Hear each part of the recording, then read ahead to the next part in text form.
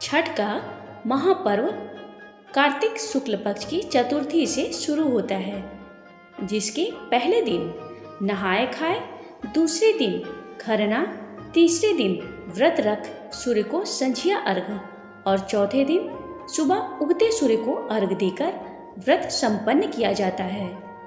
ये व्रत इस तरह से 36 घंटे तक निर्जला रखा जाता है और इस व्रत में छठ मैया और सूर्यदेव की आराधना की जाती है।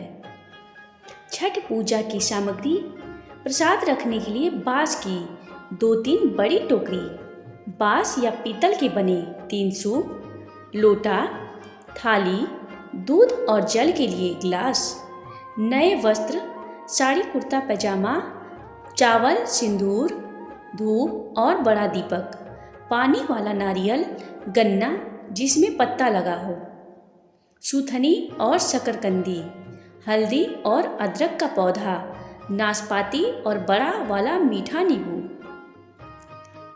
शहद की डिब्बी, पान और साबुत सुपारी, कैराव, कपूर, कुमकुम, चंदन, मिठाई। प्रसाद में ठेकुआ, मालपुआ, खीर पूरी, खजूर, सूजी का हलवा, चावल का बना लड्डू आदि प्रसाद के रूप में चढ़ाया जा सकता है। फल सब्जी टोकरी में नई फल सब्जियां भी रखी जाती हैं, जैसे कि केला, अनानास, सेब, सिंघाड़ा, मूली, अदरक पत्ते, गन्ना, कच्ची हल्दी, नारियल। छठ पूजा की विधि। कार्तिक शुक्ल षष्ठी को पूरे दिन निर्जला व्रत रखा जाता है।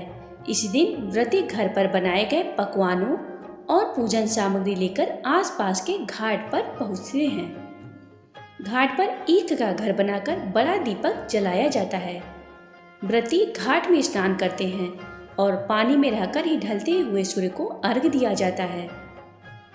फिर घर जाकर सूर्य देवता का ध्यान करते हुए रात्रि भर जागरण किया जाता है, जिसमें छठी मैया के गीत गाए जाते हैं। सप्तमी के दिन यानी व्रत के चौथे दिन और आखिरी दिन सूर्योदय से पहले घाट पर पहुँचे। इस दौरान अपने साथ पकवानों की टोकरियाँ, नारियल और फल भी रखें। फिर उगते सूर्य को जल दें, छठी मैया की कथा सुने और प्रसाद बांटें। आखिर में व्रती प्रसाद ग्रहण कर अपना व्रत खोले। छठी माता की व्रत कथा। प्रियव्रत नाम के एक राजा थे। उनकी पत्नी का नाम मालिनी था। दोनों की कोई संतान नहीं थी। इस बात से राजा और उनकी पत्नी बहुत दुखी रहते थे। उन्होंने एक दिन संतान प्राप्ति की इच्छा से महर्षि कश्यप द्वारा पुत्रेष्टि यज्ञ करवाया।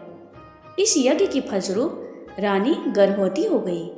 9 महीने बाद संतान सुख को प्राप्त करने का समय आया तो रानी को मरा हुआ पुत्र प्राप्त हुआ। इस बात का पता चलने पर राजा को बहुत दुख हुआ। संतान शोक में वह आत्महत्या का मन बना लिया।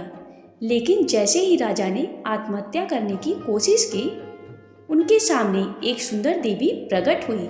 देवी ने राजा को कहा कि मैं षष्ठी देवी हूँ। मैं लोगों को पुत्र का सौभाग्य प्रदान करती हूँ।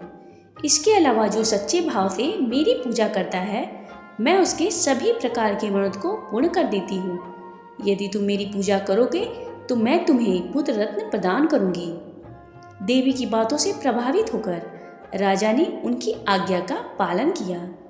राजा और उनकी पत्नी ने कार्तिक शुक्ल की षष्ठी तिथि के दिन देवी षष्ठी की पूरे विधि विधान से पूजा की। इस पूजा के फलस्वरूप उन्हें एक सुंदर पुत्र की प्राप्ति हुई। तभी से छठ का पावन पर्व मनाया जाने लगा।